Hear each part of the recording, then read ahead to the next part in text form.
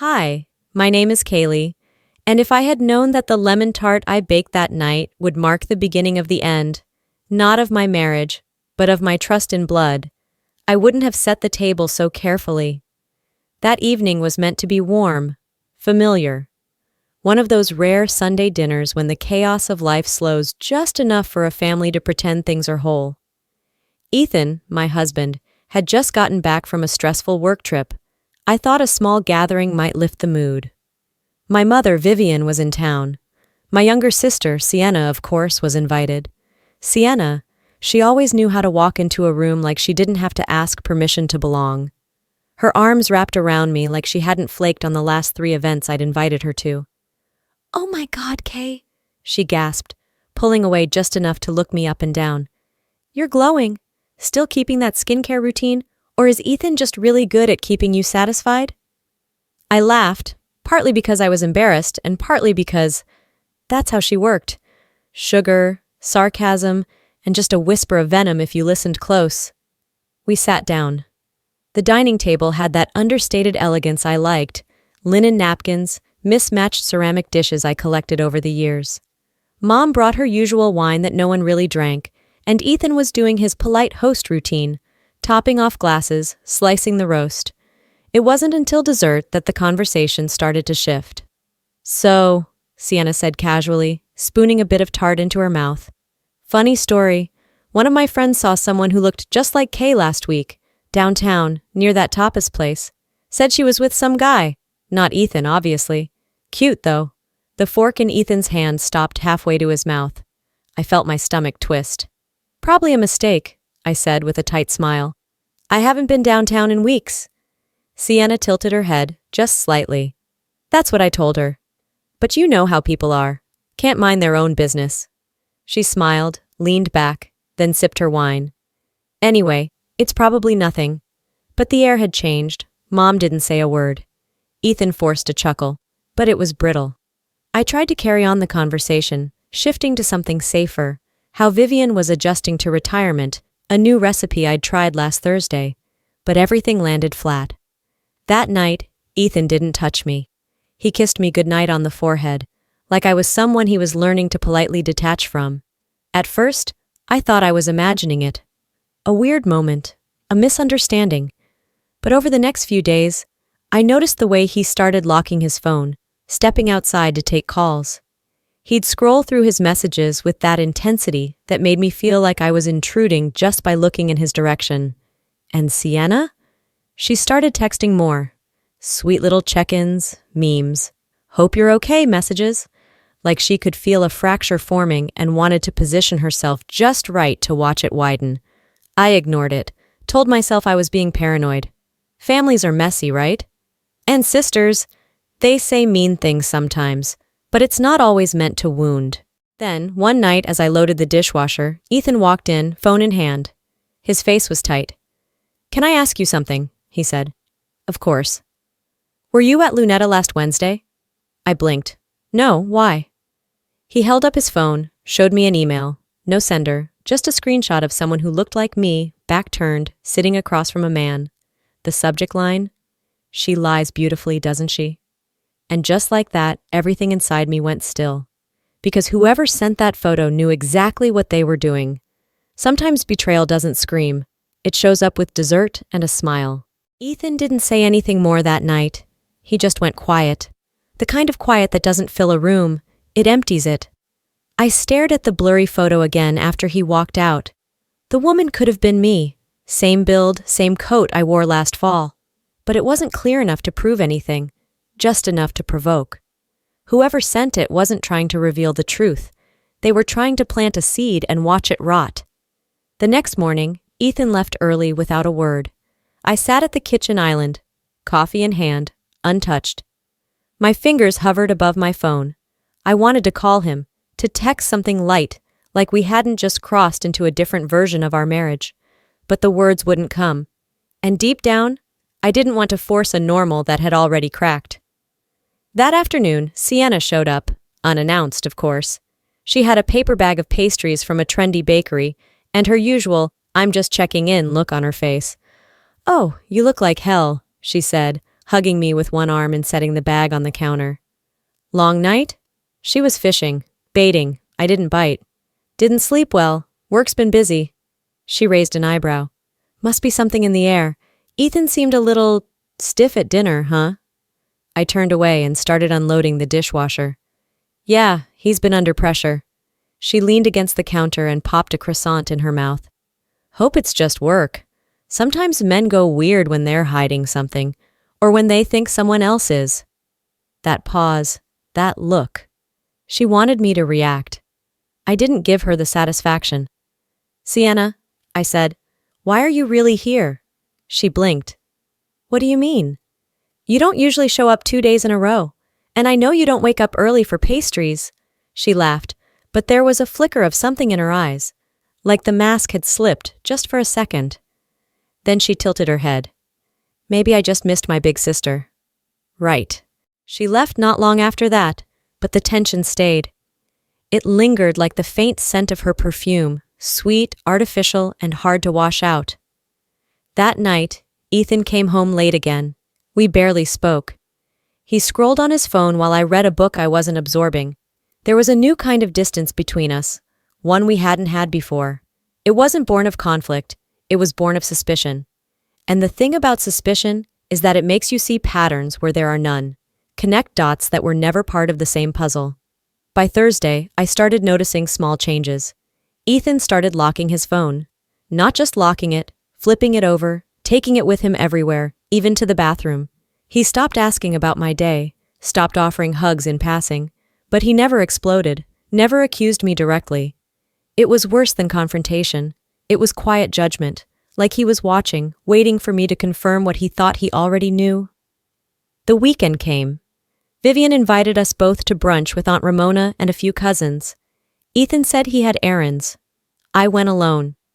I should have known something was off the moment Ramona pulled me into a side hug with one arm still clutched around her mimosa. Her tone was honeyed, but her words scraped.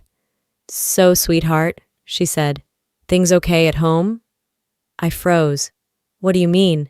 She sipped. Just, heard a little something, probably nothing. Some folks said Ethan's been quieter, distant. We were wondering if you two were all right. I kept my face even. We're fine, just busy. Aunt Ramona raised her brows like she didn't quite believe me, then leaned in with a smile that didn't reach her eyes. Well, whatever it is, I'm sure it's just a phase. These things blow over. Blow over. Someone had already started whispering, and I knew exactly who. I left brunch early. The moment I got to my car, I finally let my hands shake. Not from fear, but from that awful pressure of knowing something's happening behind your back and not being able to stop it. It's like standing in a room full of people who smile at you while someone slowly peels away your skin from the inside. Later that night, I confronted Ethan. I want to talk, I said, blocking the hallway before he could disappear again. He didn't look up from his phone. About what? That email, the photo, us. His jaw tensed. I already told you, I don't know what to think. I stepped closer. Then let me tell you, I wasn't at that place. I don't even know who that guy is, and I haven't lied to you. He stared at me for a long time, then finally said, Can you swear on your life it wasn't you? I felt something splinter in me at that question, not because I couldn't swear, but because he needed me to. I shouldn't have to, I whispered. He didn't reply, just walked past me, slowly, and closed the door to his office. There's a kind of loneliness that hits harder when you're still in the same house. When the person you love sleeps 2 doors away, but it might as well be another zip code. I sat on the edge of the bed, staring at the blank TV screen, and wondered how fast love could dissolve once doubt settled in. And deep in my gut, I knew this wasn't random. It was intentional. Someone wanted this, and the scariest part was, I think she was enjoying every second. The shift wasn't sudden, it wasn't loud, but it was happening. You know that feeling when a window is cracked just enough for the wind to snake through, unnoticed until the chill settles deep into your bones? That's what the distance between Ethan and me felt like now. He didn't accuse me again, not openly, but the avoidance, the silence, the subtle change in his voice, it all screamed louder than words. I wasn't going to play defense forever, so I did the one thing I had never imagined I'd need to do in my own marriage. I started gathering proof of my innocence. Not because I had something to hide, but because someone clearly did. I started with the photo. I dug through my calendar, bank statements, and even text receipts to piece together exactly where I was on the day that email claimed I had met someone downtown. It turned out I was at a team planning meeting at the office, confirmed by an internal memo I had saved in my work email. I had even sent Ethan a picture of my lunch from the office cafe that day, an ugly chicken salad I only ordered when I didn't have time to leave the building. That picture was still on my phone. I took a screenshot of everything. I wasn't ready to confront him with it just yet, not until I knew more, because proving I didn't cheat wasn't enough. I needed to know who had manufactured the lie, and my instincts kept pulling me back to Sienna. Her comment about a friend seeing me downtown had come before Ethan received the anonymous email. That timing wasn't random. It was layered, staged, too clean to be coincidence. But I couldn't accuse her outright, not without something real. So I decided to do what she had been doing all along, play nice. The next morning I sent her a text. "Kaylee, coffee soon? I could use a sister day." She responded in less than 3 minutes. "Sienna, yes, you read my mind. How's Friday?" Of course she agreed. She always said yes when she thought I was too distracted to see the cracks. We met at this minimalist cafe she loved. Concrete counters, succulents, baristas with neck tattoos and sleepy eyes. I chose a seat near the window, and when she walked in, she already looked pleased with herself. She wore that subtle smirk, like she'd just aced a test no one else studied for. "Wow," she said, sliding into the seat across from me. "I was worried you'd ghost me for a while." "Why would I do that?" I kept my voice steady. "It's not like I've done anything wrong." Her eyes flickered. "Right. I mean, it's not you I'm worried about." She leaned in, lowering her voice like she was about to say something sacred. "But Ethan seems off. Are you two okay?" There it was, her way of offering poison in a teacup. "We're working through some things," I said. "It's just been stressful. You know how couples go through waves." She nodded slowly. "Totally. Just if you ever need anything, someone to talk to, I'm here, always." I smiled. "Actually, I do need something." Sienna blinked. "Sure, anything." "I was wondering if I could borrow your laptop. Mine's been acting up, and I need to run some email backups from last week, just temporary." She hesitated. Just for a second. But I saw it. A flicker of calculation. Panic, maybe? Then she recovered. "I mean, it's kind of a mess. My desktop is chaos. But I guess I could drop it off later." "No worries if it's too much," I said, watching her reaction. "It's not urgent." No, she said quickly. "I'll swing by tomorrow." We finished coffee like everything was fine. But when she walked away, I knew 2 things for sure. She was hiding something, and she didn't want me near her device. That night, I called Delaney. Delaney and I had gone to college together. She was in cybersecurity. A quiet genius who once helped a major brand trace an internal leak with nothing but metadata and blind rage. "Okay," she said after I gave her the rundown. "You're not crazy. If someone sent Ethan an anonymous email, I can help you trace it, if you still have access to the message." "I do," I said. "He never deleted it. He just filed it away under a folder called Unsorted." "Charming," she muttered. "Send me a screenshot of the full email header if you can get to it. I'll do the rest." The next morning, while Ethan showered, I slipped into his office and opened his email on our shared desktop. My hands didn't shake. They should have. But they didn't. I was beyond nervous. I was ready. I found the message, copied the header, sent it to Delaney. By noon, she had already texted me. "Delaney." So, the email was sent from a masked burner, but it was created using a device tied to an older iCloud ID registered under your sister's name. I stared at the screen. The wind outside rattled the window, but I didn't feel cold. It was Sienna. I sat down slowly, letting that settle. She hadn't just lied. She'd crafted the lie, delivered it like a gift, wrapped in faux concern, time to unravel everything I'd spent years building. And somehow, she was still sleeping at night. But not for much longer.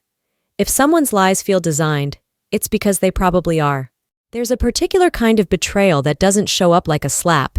It comes in gestures that look like love, fresh croissants, checking in texts, subtle smiles.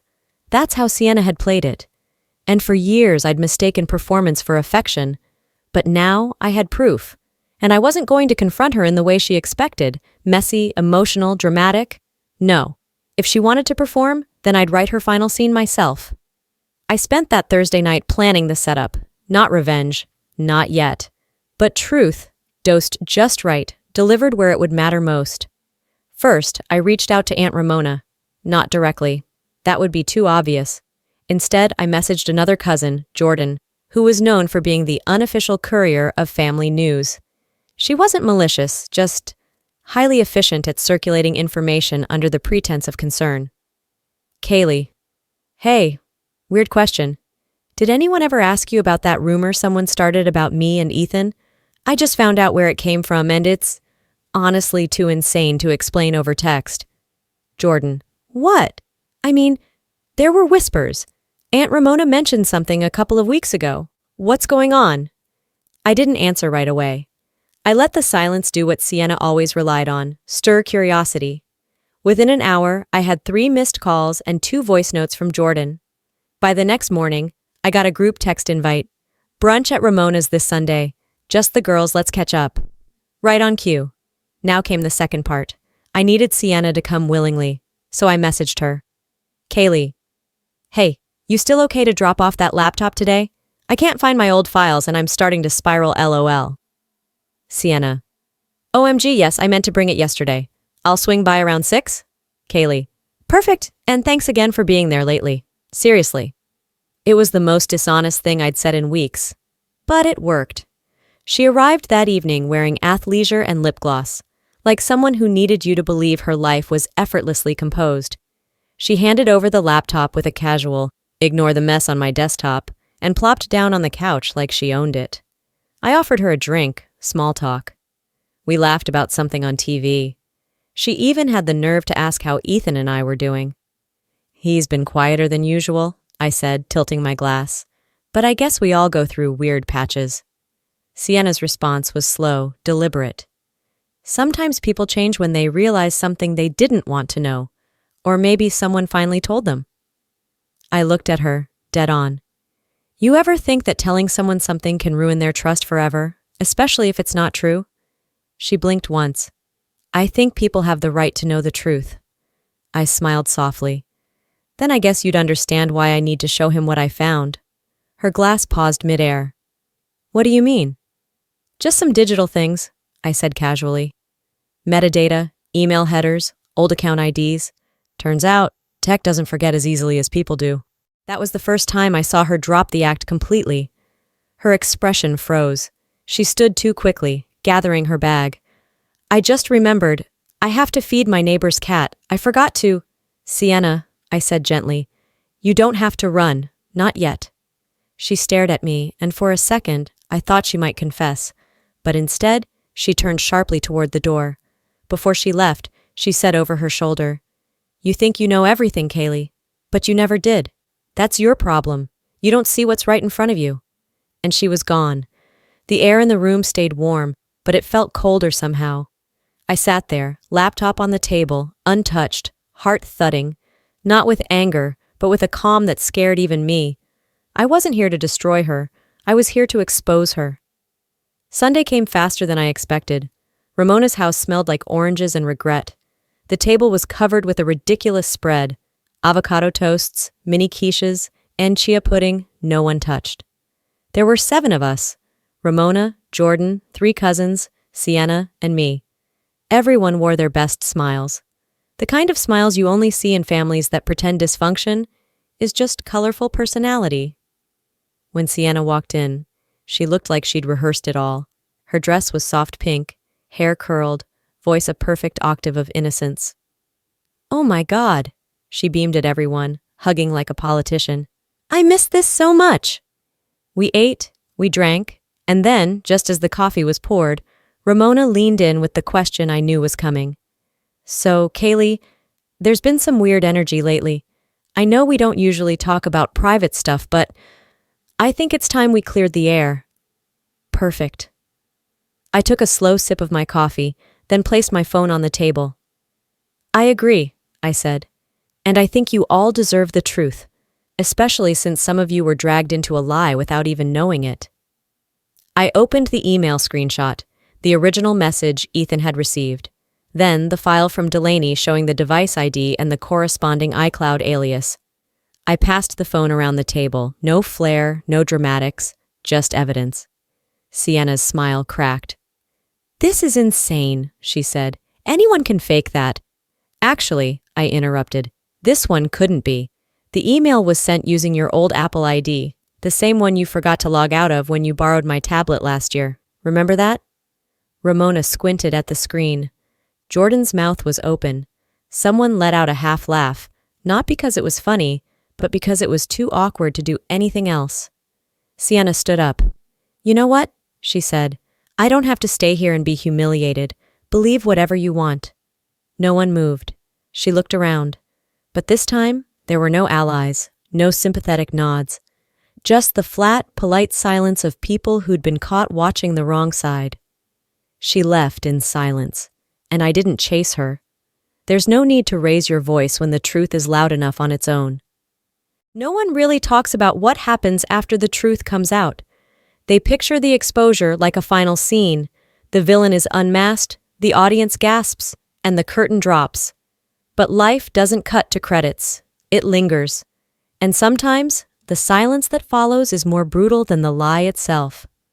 After Sienna stormed out of Ramona's brunch, no one spoke for a full minute.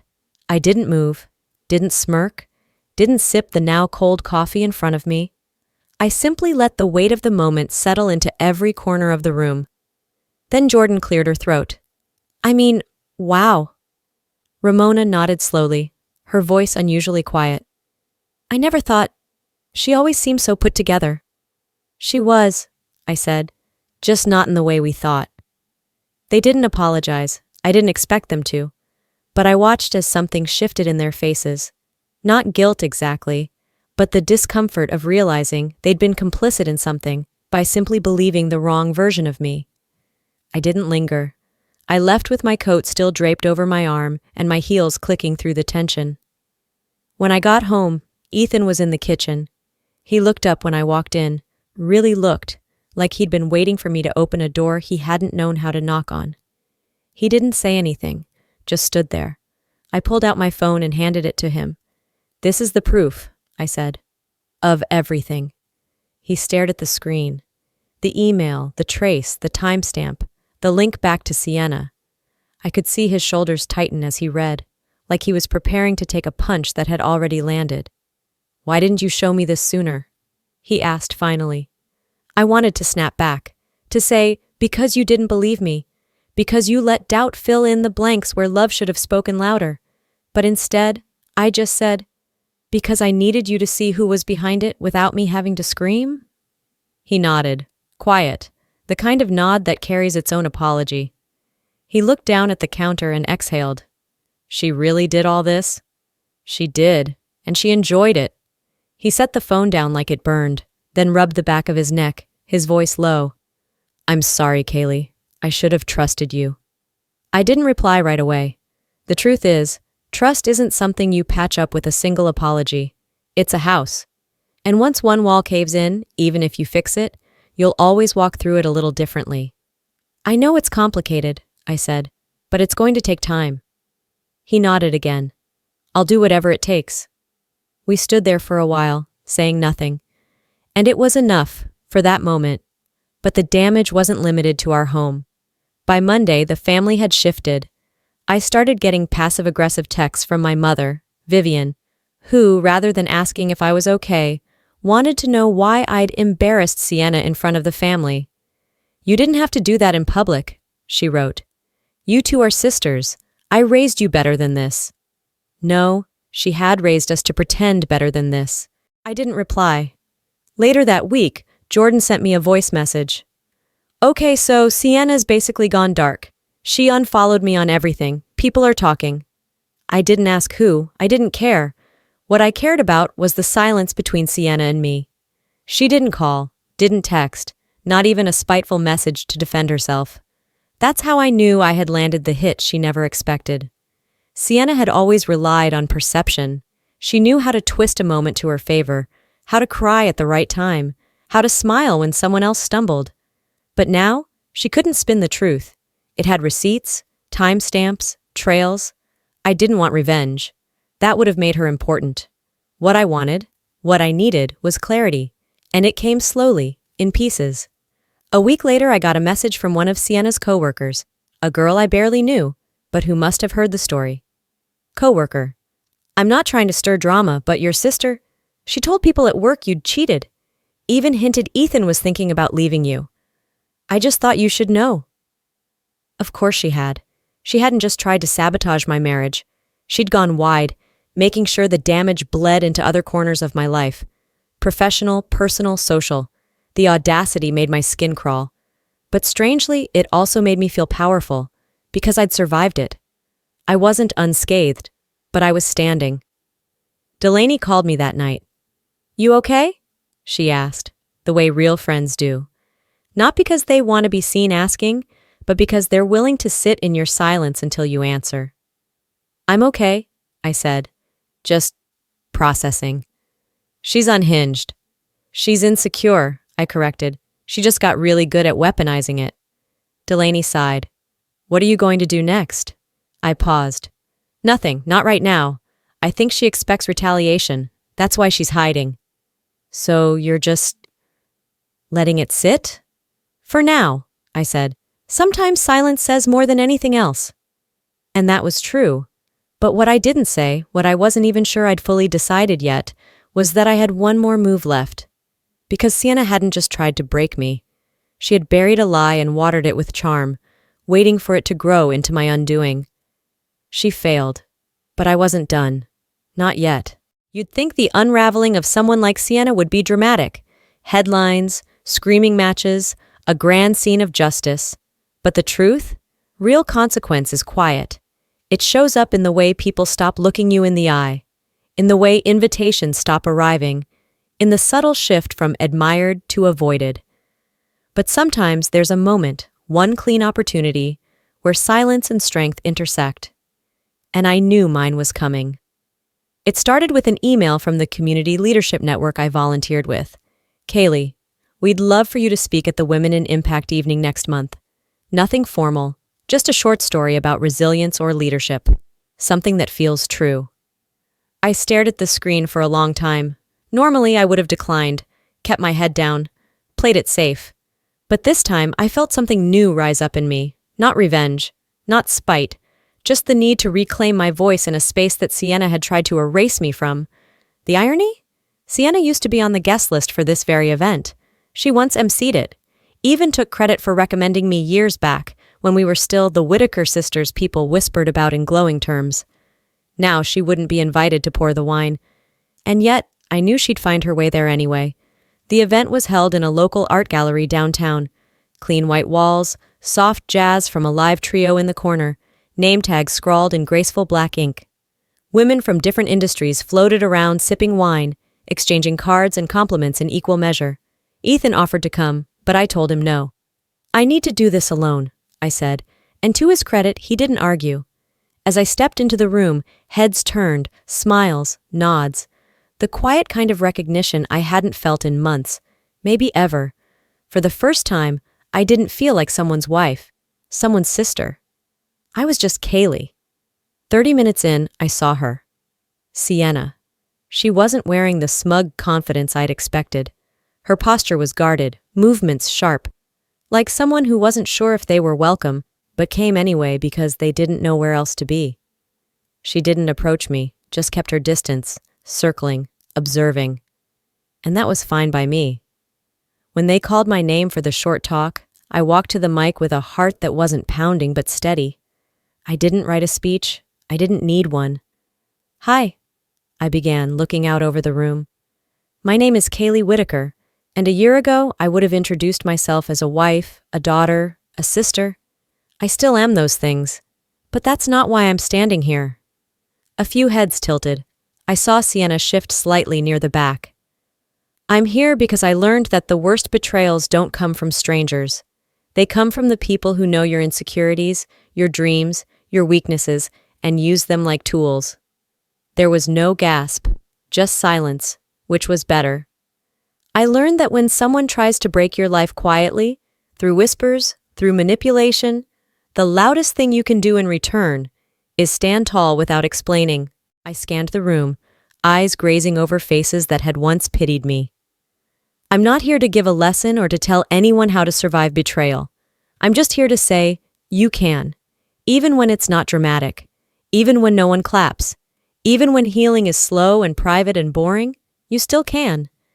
There it was. The line I hadn't rehearsed but meant with every part of me. And sometimes, I finished, voice low, you don't have to fight fire with fire. You just have to take away the oxygen. Soft applause. Real. Earned. The kind that doesn't burst out but rises like respect. I walked off stage without looking at Sienna. That part was done. Later that night, as the crowd thinned, I stepped outside to the cool air. I had barely taken 2 breaths before I heard her voice. Powerful speech, she said. Really empowering. I turned. She was standing near the gallery's side entrance, arms folded tight across her chest.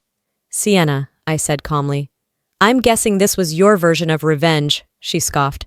No, I said. If this were revenge, I would have mentioned your name. She flinched, just barely. You made me look like the villain. You did that yourself. We stood there, the chill of spring brushing between us like some invisible referee. I made a mistake, she said eventually, but you turned everyone against me. They turned when they saw the truth. I just stopped hiding it. She opened her mouth to argue, then stopped. Her eyes dropped for a second, like she was searching for some version of herself that used to win these conversations. You could have destroyed me, she muttered. I looked at her then, really looked, and I realized something. She thought I still might. I didn't need to, I said. You were never the real threat, Sienna. The real threat was letting you control how I saw myself. That's over now. She didn't follow me when I walked away, and I didn't look back. Sometimes the most powerful thing you can say is nothing at all. After the event, everything fell still. Not dramatically, not all at once. Just a gradual, deliberate silence, the kind that arrives when people no longer know what to say or who they should be loyal to. Sienna didn't post anything, not even her usual filtered affirmations or gym selfies. Her accounts went dormant. Rumor had it she'd taken a leave from work after a private matter, though no one said it out loud, and no one asked. I didn't block her. I didn't message her either, but she wasn't the only one who stayed quiet. Vivian, our mother, texted once. Family isn't about proving each other wrong. Please don't forget that. I stared at it for a while, then deleted it, because that was the thing. She'd never asked what really happened. She just wanted things to look nice again. And I had no interest in painting over rot. Ethan and I were still together. Not picture perfect, but present. He was showing up, therapy, communication, small consistent gestures. Some days were hard, some were easy. None of them were fake anymore. As for me, I was writing again. Quiet pieces, published under initials. Nothing viral, nothing grand, just my own voice returned to me. One evening, a small white envelope arrived at my front door. No name, no return address, just my name, written in Sienna's handwriting, like she was still trying to script her way back into the narrative. I didn't open it. I stood there for a moment, holding it between my fingers, and then placed it in the drawer by the entryway. Not out of hatred, not fear, just choice. Not every story needs a reply. I went for a walk after that. The air smelled like lavender from a neighbor's yard, and the sun had already tucked behind the trees. It felt clean, like the final page of a book you don't need to reread to remember its meaning. They say forgiveness is for you, not for them, maybe. But sometimes peace doesn't come from forgiving. It comes from no longer needing anything from the people who once tried to break you. And that, more than justice, more than revenge, is the quietest, most lasting power of all. Looking back, I've learned that healing doesn't always look like closure, and strength doesn't always roar. Sometimes it's just choosing not to respond. If you've ever had someone rewrite your story without your permission, remember this. You get to take the pen back. Quiet dignity is still power. Now I'm curious. Have you ever walked away from someone you loved because staying meant losing yourself? How did you know it was time? If this story touched something in you, let me know where you're watching from or how it made you feel. And if it didn't resonate, I'd love to hear why. Let's have a real conversation in the comments. If you found value in this video, please consider subscribing to the channel so you don't miss the next story.